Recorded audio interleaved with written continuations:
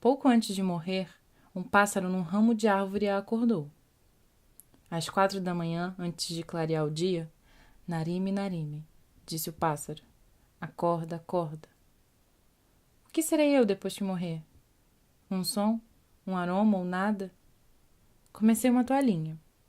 Talvez ainda termine. O Dr. Salatiel está otimista.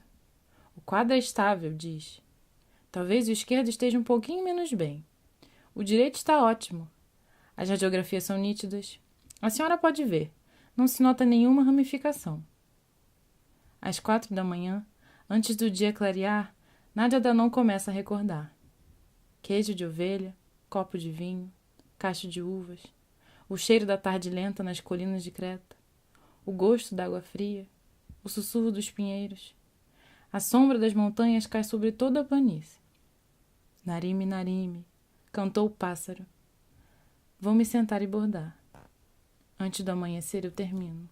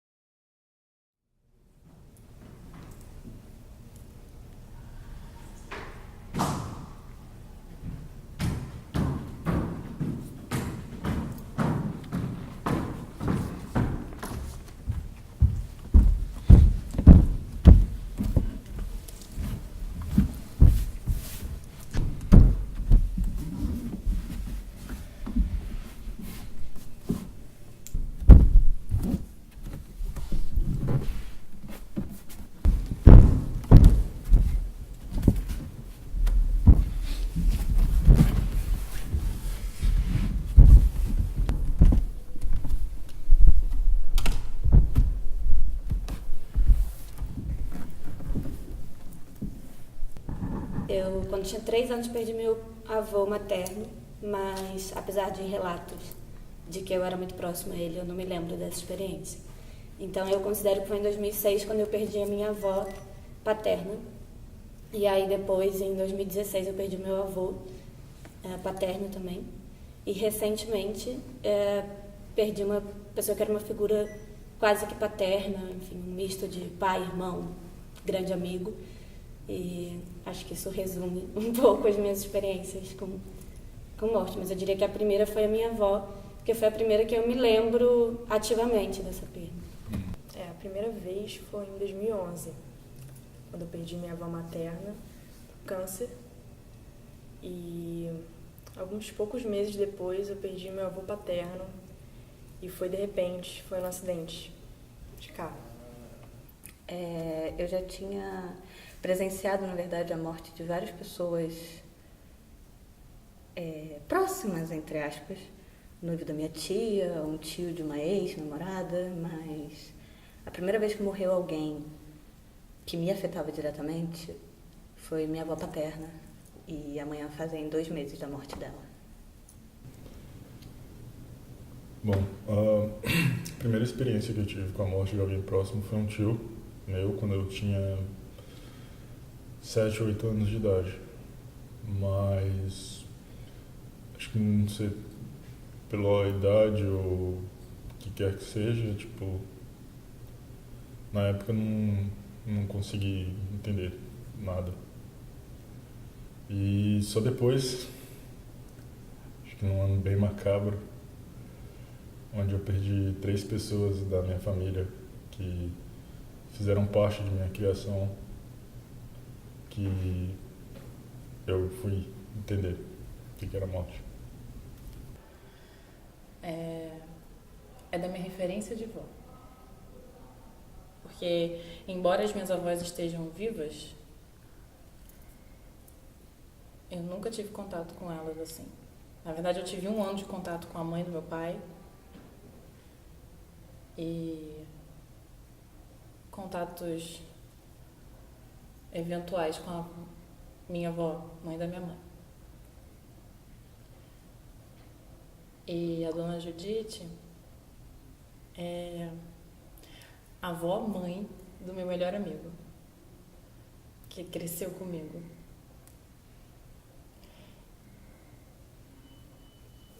E faz quase 2 meses que ela faleceu também.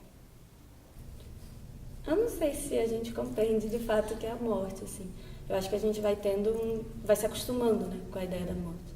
E atualmente acho que eu sou mais acostumada com essa ideia do que eu era antes de passar por esses processos, mas eu acho que a gente só vai realmente adicionando uma ou outra camada a um entendimento que eu não sei, assim, o quão completo ele fica. Eu teria que viver mais tempo para poder responder, assim, se eu acho que eu vou chegar a esse entendimento.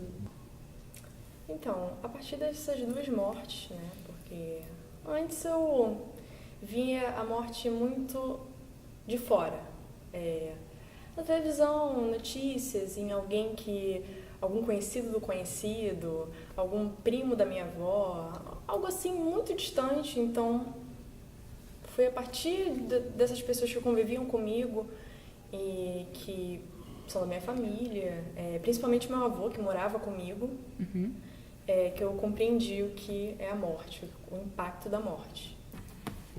Eu acho que compreender a gente não compreende. Eu acho que a gente se encontra com alguma ideia de morte e fica em paz. Eu perdi 3 pessoas da minha família, uma tia, minha avó e minha prima no mesmo ano. E cada uma foi uma experiência muito diferente, foi muito... Enfim, houve um acúmulo, sabe? Tipo, uma carga muito pesada passar por essa sequência e que me fez perceber, tipo, a morte, compreender ela em todo o seu aspecto mais vazio e devastador. Antes eu achava que isso era possível. Eu estar aqui, alguém me ligar, tinha acontecido alguma coisa com alguém. Mas nunca tinha acontecido. A partir do momento que eu vi que Dona Judite tinha morrido, e eu estava aqui, e eu tive que sair correndo, eu tive que me deslocar daqui até lá. São 2 horas e poucas de viagem. Foi horrível. E eu fico imaginando ter que fazer esse percurso para alguém muito próximo para mim. Muito próximo de mim, tipo, a minha mãe. Eu acho que no primeiro impacto de uma morte a gente pensa constantemente na pessoa que a gente perdeu. A ausência toma proporções enormes. E aí o se acostumar é pensar menos e conseguir pensar, quando pensar na pessoa, pensar na presença dela e não na ausência. Né? Eu imagino que o luto seja esse processo em que o pensamento está muito vinculado à pessoa, né? Tudo te lembra aquela pessoa, tudo te faz voltar à perda. Né? E talvez esse processo de passar o luto seja um momento em que você só pensa na pessoa em coisas que normalmente você pensaria como antes, assim, como quando ela estava viva. E aí eu não sei, porque às vezes eu ainda tenho a sensação de que eu penso mais nessas pessoas que eu perdi do que eu pensava nelas quando elas eram vivas. Assim. Então talvez eu não tenha finalizado um processo de luto. No caso da minha avó, ela faleceu de câncer e a gente já estava um pouco preparado, porque ela já estava doente há muito tempo, então a gente meio que já se preparou e eu não convivia diariamente com ela morava muito longe. Então foi um pouco mais fácil para mim, foi um pouco... Eu sentia saudade dela, eu lembrava das coisas que ela fazia por mim, pela minha irmã, já fez muito por nós, mas assim, não foi tão doloroso quanto o do meu avô, que se foi muito de repente, assim. No acidente, a gente recebeu ligação de manhã, então foi pesado. Eu fiquei preocupada quando as pessoas iam andar de carro, quando meus pais iam andar de carro. Eu estava um pouco assim, quando meus pais demoravam fora de casa, eu achava que tinha acontecido alguma coisa. Quando o telefone tocava de manhã, então foi uma coisa meio assim, sabe, complicada para mim. Aconteceu uma coisa engraçada. Minha avó, nós nunca fomos próximas, na verdade. Eu tenho muito mais memórias ruins do que memórias boas dela. Mas 2 coisas foram muito interessantes na morte dela. A primeira foi que, diante de uma vida inteira de desentendimentos, eu consegui me acertar com ela 2 semanas antes dela morrer. Eu consegui ir à casa dela, ela estava com câncer já. Minha avó morreu tomando morfina, foi triste. Mas eu consegui ir à casa dela, eu consegui pedir desculpas pelas coisas que eu tinha que pedir desculpas, eu consegui ouvir da boca dela que ela me amava. Então isso transformou o luto numa coisa menos pesada, talvez. Eu acho que a maioria das pessoas fala das coisas que se arrepende, do que não fez. Eu me orgulho muito do que eu fiz. E a segunda coisa interessante sobre a morte da minha avó e sobre esse processo de luto foi que, como eu falei, amanhã vai fazer 2 meses exatamente que ela morreu. E nesse dia, no dia da morte dela, foi um dos dias mais importantes e mais felizes da minha vida. Ela estava internada e eu falei com meu pai, olha, eu não vou poder ir aí na terça porque eu tenho essa coisa importante para fazer, mas na quarta eu vou aí. E não teve quarta. Ela morreu na terça. Bom, eu estava morando aqui no Rio, minha família basicamente de Minas. Então, a notícia da minha tia foi algo inesperado. Tipo, ela era uma senhora já de idade que tinha passado por alguns derrames e estava acamada. E quando ela morreu, eu recebi uma ligação no trabalho, tipo, sabe? Foi quando eu ouvi, tipo, a voz da minha avó chorando, me pedindo para estar lá. E eu não podia. E cerca de 2 meses depois, ela foi parar no hospital. E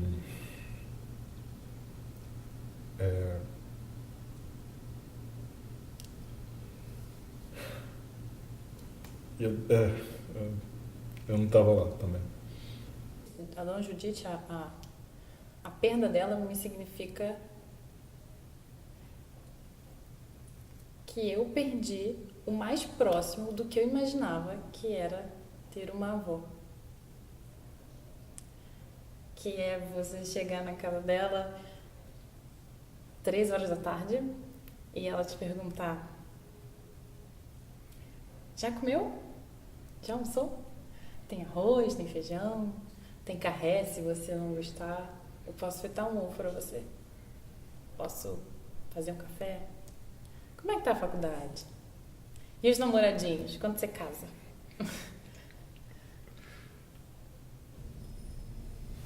Engraçado, porque eu acho que isso é um processo bastante comum, né? Para as pessoas, quando perdem alguém, se tornar muito ciente de que, opa, eu também posso morrer, mas em todos esses casos, de todas essas minhas perdas, foram longos processos de perda, né? Perdi para o câncer, então, assim, muitos anos de cama, muitos anos de luta contra uma doença. E aí, assim, eu me vendo saudável, isso não tinha uma identificação imediata. Eu acho que essa coisa de me dar conta de que eu ia morrer veio muito mais a partir do nascimento do meu filho, que é um processo de vida, do que um processo de morte, porque eu de repente me dei conta que se eu não existisse, isso seria muito sério, assim, seria muito grave eu deixar meu filho sem mãe. E aí isso me despertou muito mais para essa possibilidade da minha morte do que esses processos que de fato tinham a ver com morte, né? Que foram essas perdas. O medo da morte para mim está sempre associado ao medo de deixar ele sozinho, assim, o medo de ele não ter mãe e de o que vai acontecer com ele se eu for embora, com 4 anos, assim, como é que vive a vida sem mãe, né? E tem toda aquela certeza, né? A gente sabe que vai morrer um dia, mas aí a gente acaba encarando, depois dessas mortes eu acabei encarando que, assim, que eu vou morrer, que meus pais podem morrer, que alguma coisa pode acontecer e eles irem embora, e alguém pode ficar doente, então que essas coisas existem, que a morte está presente, que ela, por mais que a gente não, né, pense nela toda hora, ela está ali e pode vir a qualquer momento. Então você não pensar muito nela, cara. Às vezes é melhor deixar ela um pouco de lado ali, guardadinha. Eu achei que quando morresse alguém, que fosse da minha família, que fosse do meu sangue, eu ia desesperar, eu ia me sentir só, eu ia cair, eu ia quebrar. Sempre achei que eu era muito fraca. Minha avó tinha essa coisa de dividir as pessoas entre pessoas fortes e pessoas fracas. Eu odiava isso. E ela geralmente me colocava na posição de pessoa fraca. Eu acho assim, eu sempre soube que eu ia morrer. Não é uma coisa muito difícil para mim imaginar a minha morte. Sempre foi muito mais difícil para mim imaginar a morte das outras pessoas. Mas quando a minha avó morreu, principalmente da maneira como ela morreu, abriu um pouco os meus olhos para mim mesma. Eu tenho um problema no intestino, que é basicamente o mesmo problema que ela tinha. E que se desenvolveu de uma maneira que virou um câncer. E hoje eu olho para essa doença, para essa herança genética, para o que quer que seja, de uma maneira diferente. Eu não penso que isso vai me matar. Eu penso que eu preciso conviver com isso em paz e viver. Não deixar essa doença me tomar de mim antes do tempo certo. A ideia da minha própria morte é uma coisa que me persegue há bastante tempo.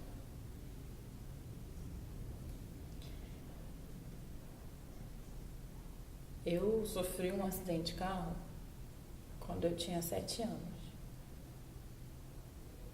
Na verdade, eu acho que eu era mais nova, eu tinha 5 para 6. 5 para 6. E eu podia ter morrido.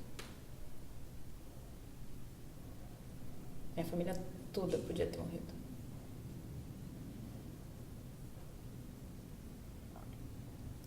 E desde esse momento, desde esse acidente, eu sei que eu vou morrer um dia. E eu não sei muito bem como isso foi crescendo tanto dentro de mim, a ponto de me fazer ter tanto medo assim, do desconhecido. E de ter tanto medo de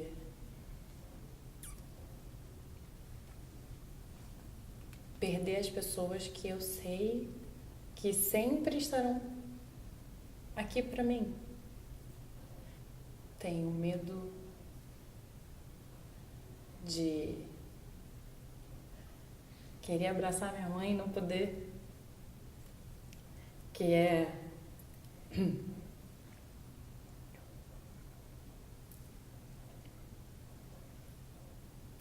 a pessoa mais importante da minha vida. Então,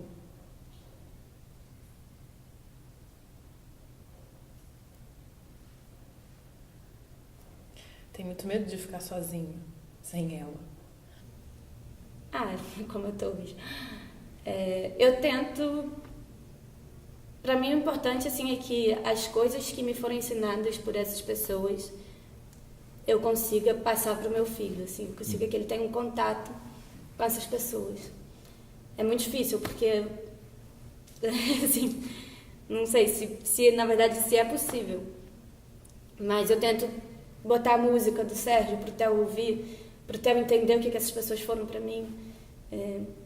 Eu tento costurar com o Theo do lado, para ele entender que aquele gesto é um gesto muito cheio de afeto. E mostrar, né, na foto, quando ele pergunta quem é, reforçar, assim, entender o tempo deles e não saber quem é aquela pessoa, e eu vou explicar. Assim, fazer questão de explicar quantas vezes for necessário. É uma força muito grande, né, ter um filho. Então, assim, parece que todas as outras coisas da vida passam por esse filtro do filho. Assim, acaba que a sua vida se redimensiona em função da criança. Então, para mim, até a morte, assim, se redimensiona em função de como é que eu vou deixar essas pessoas vivas para ele. Essas pessoas tão maravilhosas, tão incríveis, que ele não teve a chance de conhecer. Ele precisa, de alguma forma, ter essa possibilidade, né, dessas coisas incríveis que eu tirei dessas pessoas, ele tem um pouquinho também. Então, eu tento passar esse pouquinho para ele, assim. Porque, de minha parte, o que fica é saudade, né? Assim, é muito clichê, mas não tem o que fazer com a minha perda, com a minha ausência. Minha ausência tá aí, é para sempre. Eu vou morrer com essa ausência, entendeu? Aí vai ser ausência para os outros, assim. O processo de luto passando, eu encaro as coisas boas, as lembranças boas, os bons momentos, e tem essa questão, né, de pensar como seria se elas estivessem aqui, essas pessoas, sabe? Acompanhando o meu desenvolvimento, meu e das minhas irmãs, de estar na faculdade, de tanta coisa que eu conquistei, assim, que eu queria que elas vissem, sabe? O rumo que eu tomei, as minhas, sabe, aspirações e tudo. E não estão, mas assim... Mas de alguma forma estão. Não estão fisicamente, mas estão aqui. Então... Fazem 2 meses e eu me sinto mais capaz, mais segura. É ridículo falar isso diante da morte, mas eu realmente passei a me sentir mais adulta depois que eu lidei com isso, assim, de cara. Eu vi o caixão baixar e eu pensei, morreu a minha avó, mas eu sou uma mulher adulta e eu preciso lidar com o luto de uma maneira adulta. Eu não posso beber até cair, eu não posso me maltratar, eu não posso perder os meus amigos. Pelo contrário, eu fiz amigos. Eu não pude estar com ela nos últimos momentos dela. Mesmo que não fizesse diferença nenhuma, eu acho que faria diferença pra mim, né? Óbvio. Sei lá. Quando você perde alguém que você ama muito, parece que, tipo... Você quer qualquer poeira que ela deixou. Enfim. Logo depois foi minha prima. No mesmo ano, tipo... Ela se suicidou. Ela vinha passando por um processo muito grave de depressão. E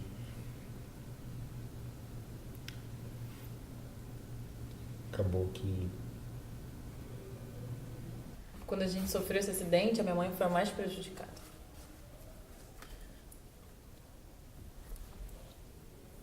A minha mãe teve que levar 84 pontos na cabeça.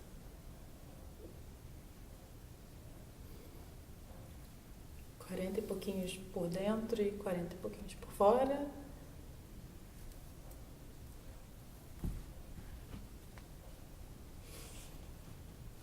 E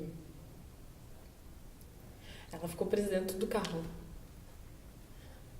Meu irmão mais novo era um bebê.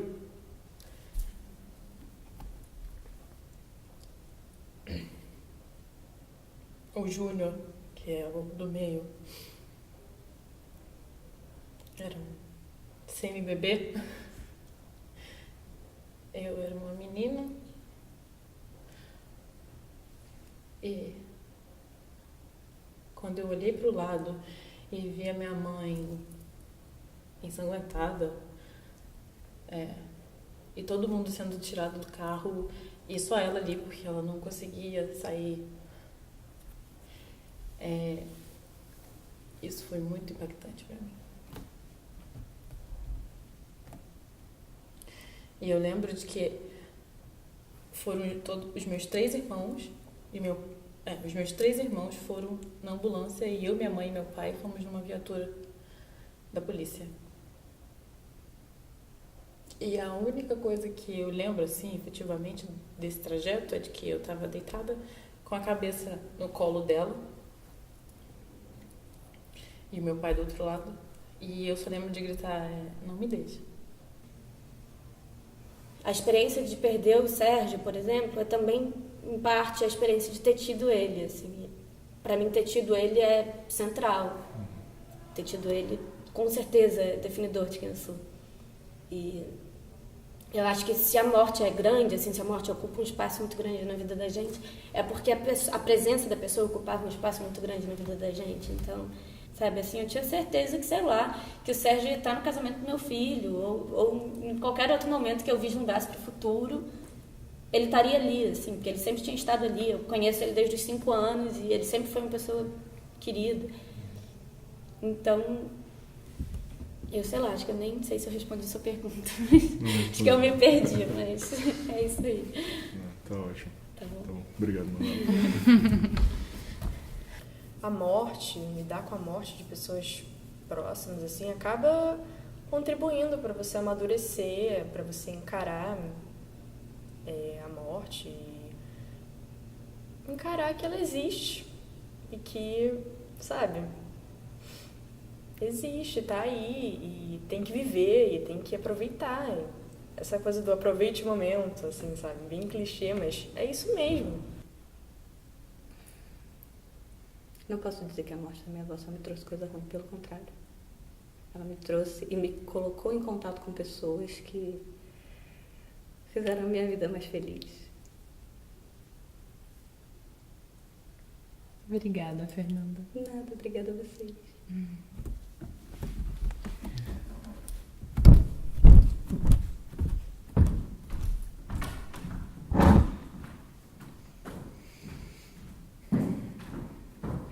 É horrível ter que saber que você perdeu essas pessoas e não existe possibilidade nenhuma de retorno. Não delas desse plano, mas tipo, de que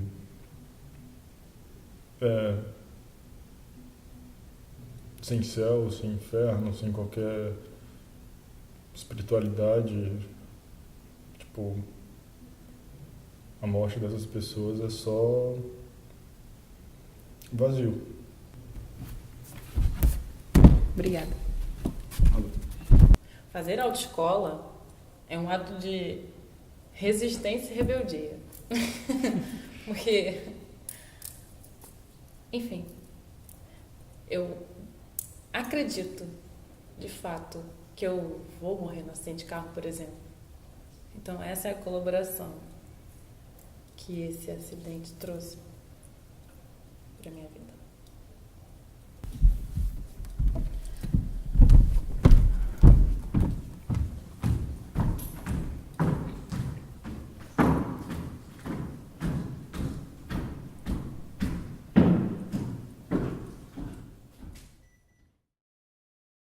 Estende, enche e recolhe. Agora ela está límpida até não poder mais. A lua se inclina até a superfície negra do mar, recolhe e ergue para si extensões grandiosas de muitas águas. Levanta gigantescas ondas das profundezas e volta a cobri-las de chumbo. Estende uma rede de mercúrio por sobre o mar, puxa e recolhe para si. É sobre isso que estou falando.